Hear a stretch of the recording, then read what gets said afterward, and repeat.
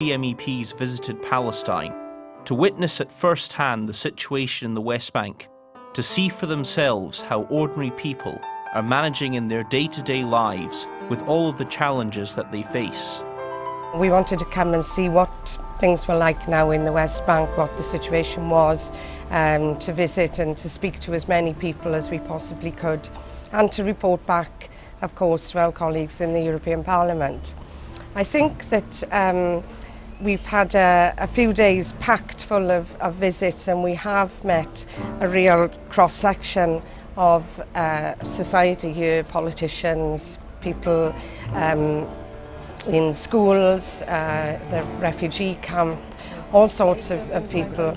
And the message seems to be the same, that things aren't good, that things haven't improved in many years. And in fact, they're getting worse politically, because the possibility of the Palestinian state being established seems a faraway dream now. Et nous aimons la vie autant que possible.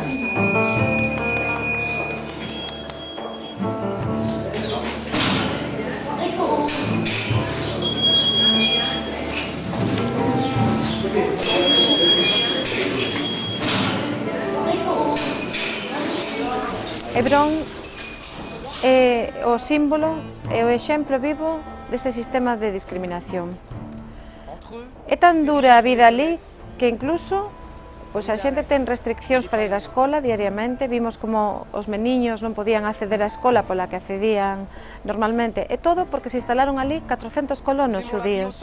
400 colonos nunha poboación de 156.000 habitantes que condicionaron, que cambiaron a vida das palestinas et palestinos d'Hébron. On a le sentiment que la situation chaque jour devient plus complexe et il y a vraiment des tensions qui restent très fortes et qui restent refoulées par la répression, et uniquement par la répression, et non pas parce qu'il y aurait une situation qui s'améliorerait d'une façon ou d'une autre. The city of Hebron is divided into two parts. Most important part as under the Israeli occupation directly until this moment. So we have 102 checkpoints surrounding the old town, and every Palestinian wants to enter or to deliver any kind of services for the Palestinians there should take a permission from the Israeli side. We are passing into H2, the restricted part of Hebron, where settlers attack the people every day, and the closed shops, the closed apartments, the closed markets, and this is the main checkpoint, which is preventing the people from living normally in this side. So we will pass this checkpoint, and it's one of the 20 checkpoints in Hebron. And everybody has to go through. Everybody. If you go to school, if you go to university, if you go to your work, if you want to do shopping, daily shopping, you have to pass the checkpoint. I pass this checkpoint more than 10 times a day. How often would it close, for example? Maybe now they will close it. Nobody knows. But at least a week, once a week. Okay, let's pass it.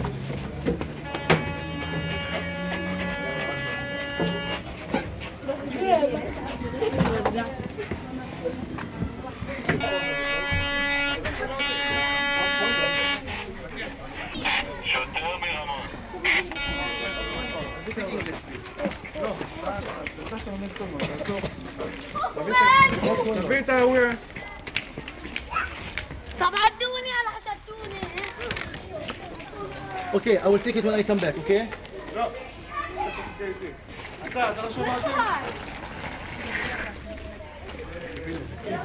أنت عليك أخوها؟ مين أنت خرج؟ اسمع أعطيته أنا للجلسة. أنت نلي. Why you are nervous? Why you are nervous? What's going on? What's going on? Okay, what's going on? What's going on? Tell me, talk to me. أنت ماشي متين؟ تكشفوا كلهم. أنت واقف في المدرجات؟ أنت واقف في المدرجات؟ دخل لشام. Speak English? Go back there. Understand English?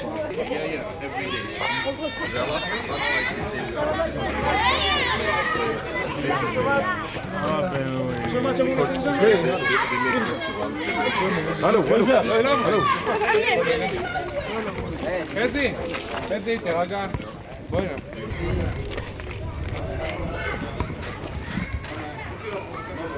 براء اطلع من عندك بلا شيء. اوكي. Here, oh, don't, more, out. Thank you. This is what's happening all the time, like this. Even we were lucky because you were with us. You know, usually the soldiers are allowed to detain me or detain any Palestinian for 3 hours. And usually they tell us, okay, 3 hours, you wait at a checkpoint 3 hours. You know, it means 3 hours. 3 hours and 3 hours and 3 hours. It's every day like this. And they arrest, you know, here, every day almost 1 or 2 Palestinians. For nothing. It's like this. Yeah. Every day. And yeah, every day. And if we look The West Bank city of Hebron is a flashpoint in the Israeli-Palestinian conflict. Settler activity has led to violence against Palestinian civilians, destruction of Palestinian property, and abuse of Palestinian rights under international law. Discriminatory privileges for settlers further compound these abuses and create an environment in which settlers can act with apparent impunity.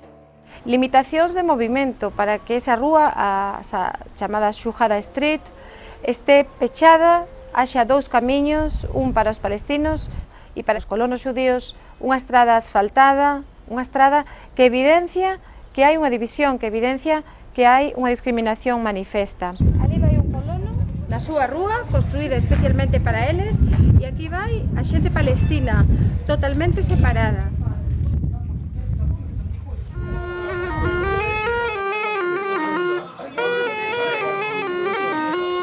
On vient donc de traverser Hébron, on a vu que c'est une ville magnifique qui a un potentiel économique énorme et ce potentiel n'est pas du tout mis en valeur. Les gens sont dans une situation de souffrance énorme et ensuite quand on franchit cette ligne de démarcation, on voit de l'autre côté un endroit désert, enfin tout ça est irréaliste.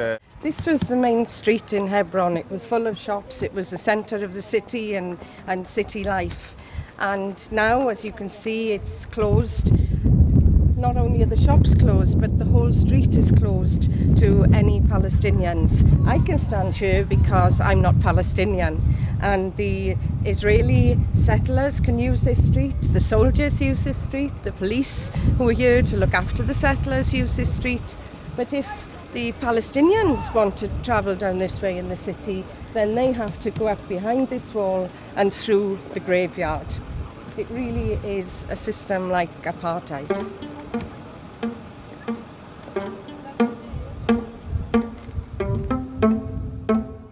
they destroyed many shops in 2000 and they rebuilt them again, but the army kept them closing. And then when the shop closed, he lost everything. انت لما سكروا الدكان خسرت كل دخلك. All his income was lost after they closed his shop. That's just so unacceptable. I think we were all shocked by that, and I don't think that people outside know that is going on. I don't think they realise to what extent there is segregation and discrimination here.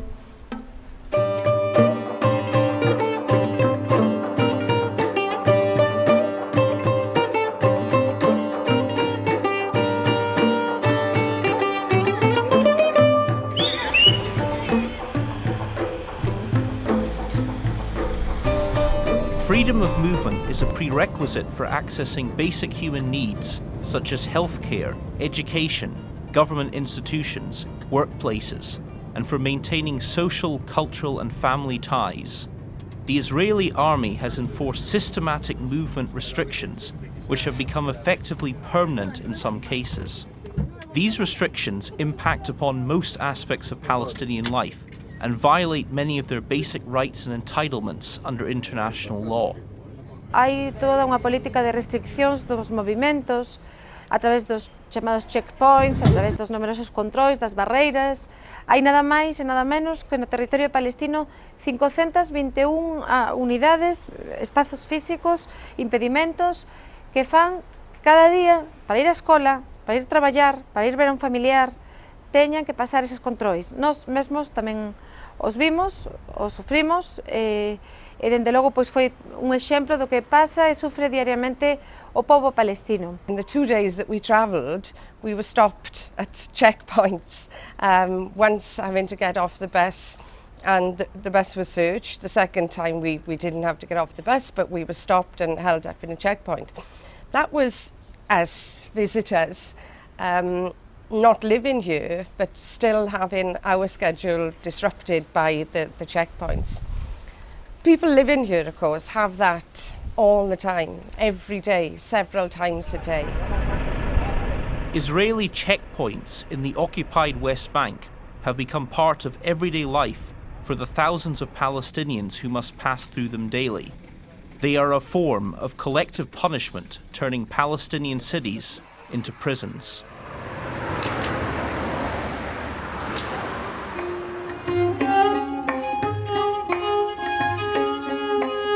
But these closures in the West Bank do not consist only of military checkpoints and partial military checkpoints, but also of earth mounds, trenches, roadblocks, road gates, and above all, one of the largest separation barriers in the world. Le mur qui a été érigé ces dernières années est la preuve que la question d'Israël et de la Palestine, au lieu d'aller vers des solutions, va vers une aggravation.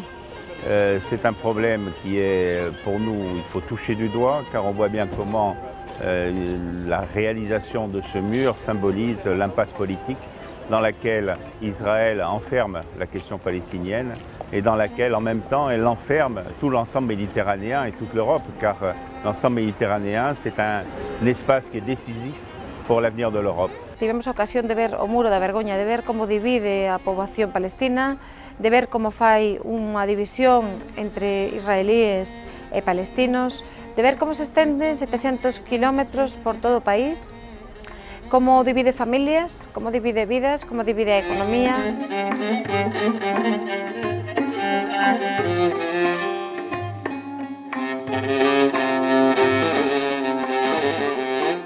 This giant wall has been built within the territory of the West Bank, rather than along the Green Line, which is the de facto internationally recognized border based on the Armistice Line of 1949.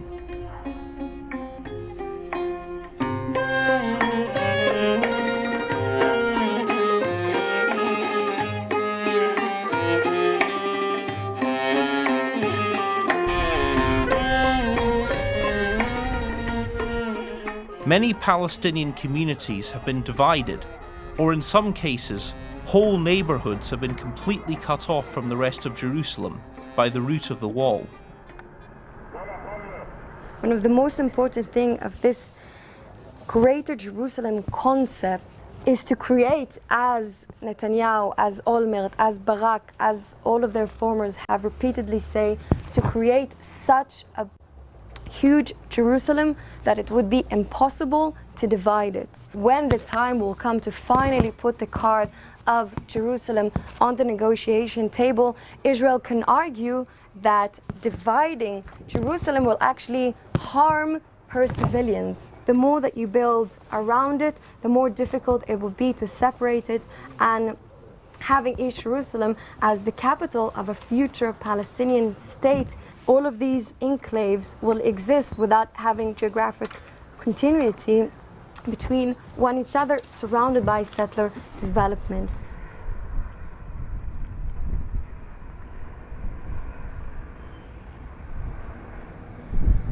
Et la politique d'établissement des colonies par Israël crée des situations intenables, on l'a vu tout à l'heure. Il n'y a pas un moment où on ne ressent pas des très fortes tensions, des tensions qui ne peuvent que porter en germe une aggravation des situations.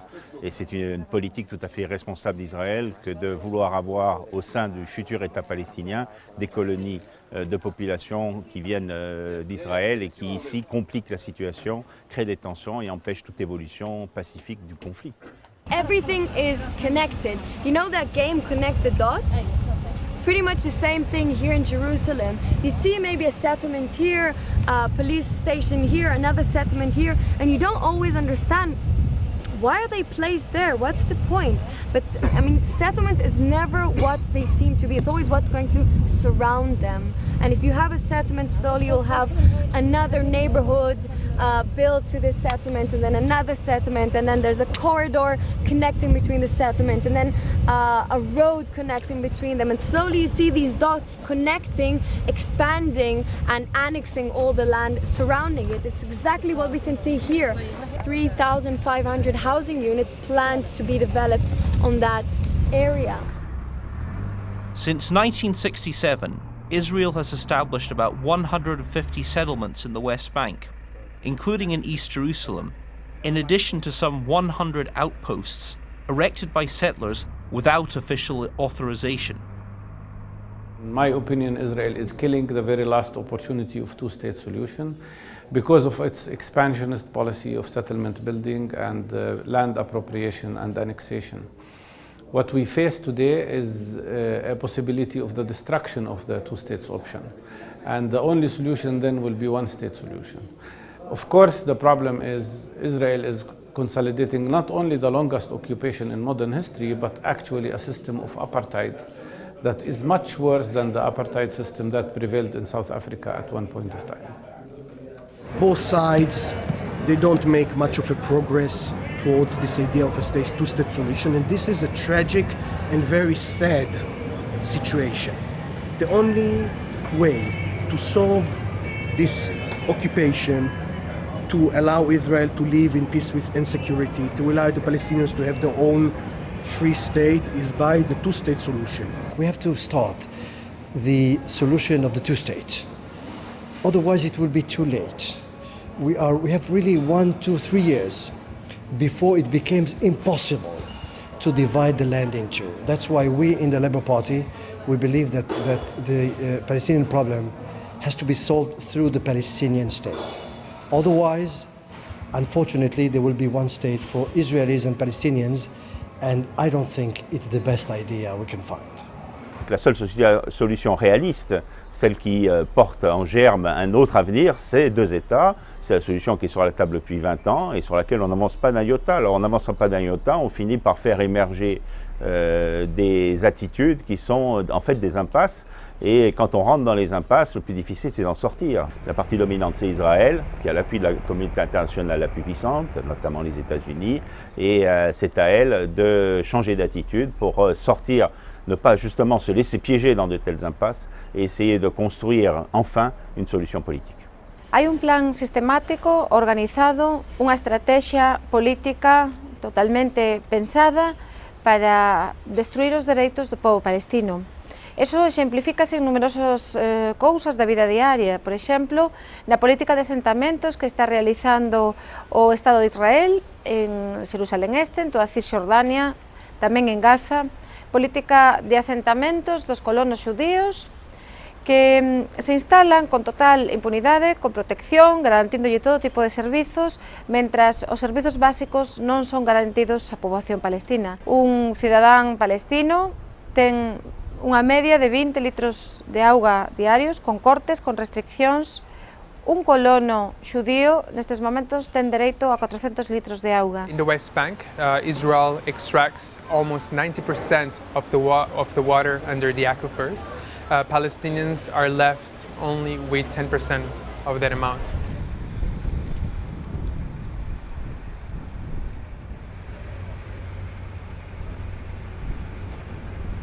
The extra water the Palestinians need, they actually have to buy back from the Israelis, even though it's their own water. People don't have enough for showers, for everyday use, things that we just take for granted.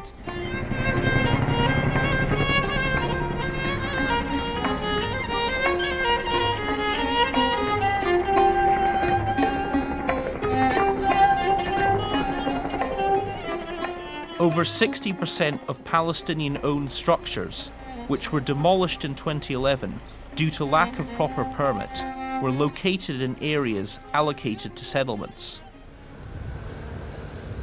This is the Silwan area in occupied East Jerusalem, where over 1,000 Palestinians face losing their homes. Israeli settlers have already moved into parts of Silwan in an attempt to take over the town and evict Palestinian families who have lived here for generations. As you see, we are walking in a narrow streets. People's life here is very difficult, it's not enough easy. They are suffering from daily attacks on them. Their children is arrested. Their men has to pay high fines for these houses that Israel considered it illegal. We want to have a hope. If they are chasing us daily, if they raid our houses, if they arrest our children, if they take our brothers and daughters to jails, this is not a life. This is a hell.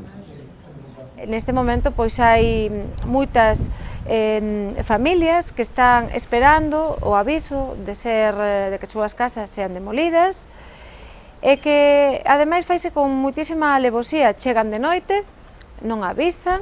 Eso ten un tremendo impacto psicolóxico nas familias, nos nenos que teñen medo. On met à nu l'argumentation de prétexte que Israël n'arrête pas de mettre en avant pour arriver à ses fins, c'est-à-dire la disparition de la présence palestinienne à Jérusalem. Et ces arguments prétextes sont faits en instrumentalisant la communauté internationale à travers l'utilisation des fonds et à travers également les grands thèmes qui sont mis en avant. On dit qu'ici on va supprimer le logement de centaines de personnes pour faire des découvertes archéologiques.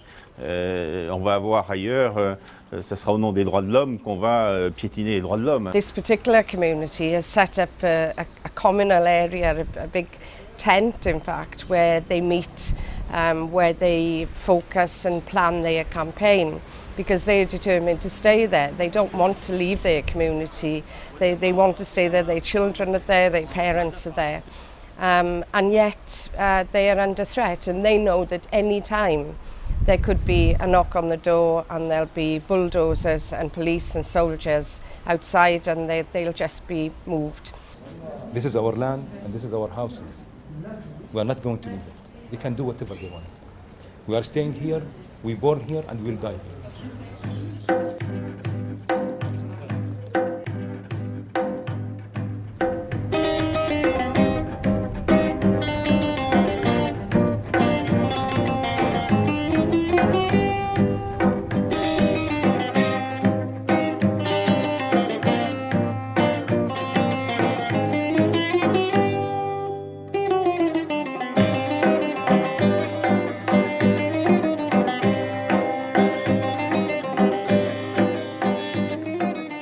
This is the Amari refugee camp near Ramallah. The camp's been here since 1948, and there are 8,500 people living in a very small area.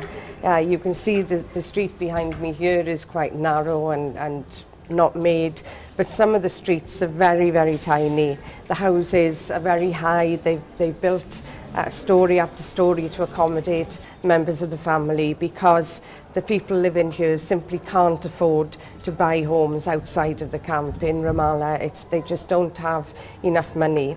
The camp is funded by UNRWA, but they provide the basic services. The other activities in the camp have to be provided by the people themselves. But of course they are refugees, and more than anything they feel very, very strongly about the homes, about the land that their families lost in 1948, the land that still belongs to them.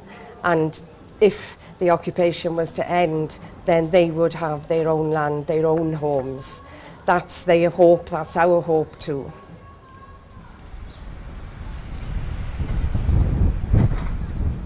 Aquí podese comprobar como é o campo de refugiados de Amari, ¿no? Como está en extrema pobreza, como hai unha ausencia de economía, como están as casas en malas situacións. Este é o exemplo das persoas as que non se lle deu unha solución política. Mentras este campo está aquí por máis de 60 anos, ali enfrente, naquelas luxosas casas, construen asentamentos a poboación xudía con total impunidade. C'est une situation qui ne peut se débloquer que si ces personnes qui n'ont même pas une carte d'identité, qui ne sont que des réfugiés, il faut qu'ils trouvent un statut. Et pour qu'ils trouvent un statut, il faut que l'État palestinien se crée. C'est de la nécessité. On ne pourra arriver à des solutions que si on remplit ces préalables. Or aujourd'hui, on repousse les préalables, et en repoussant les préalables, on empile des étages sur les étages, des gens sur les gens, des frustrations sur des frustrations, et on ne crée pas les conditions d'une solution politique. When we will have our state, everything which is called refugee will be deleted from the dictionary, because we will not be refugees anymore. We will be living in our own state. All the world will know us not just as people who live in West Bank. What West Bank? I don't know. But we will be known as Palestinians living in Palestine, in a place, in a state on the map called Palestine.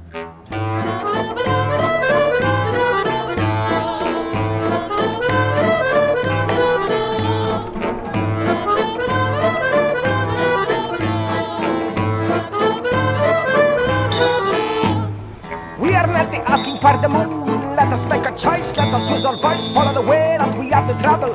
Follow the way, not this one you put on. Some alone that you but the news. Make a mother cry, make a people die. It is not in this silly situation. We can build a better future. This is the last visit of our short but very busy trip to Palestine.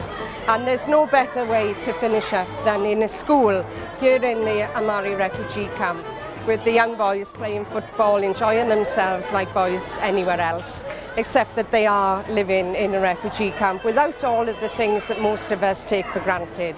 But this is the next generation, the generation of the future, and I think that their smiles show that they are full of hope, and we have to believe that we can build a better future.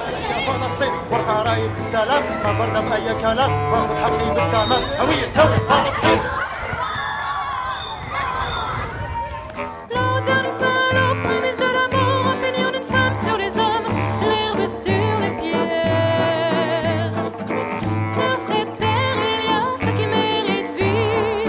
Sur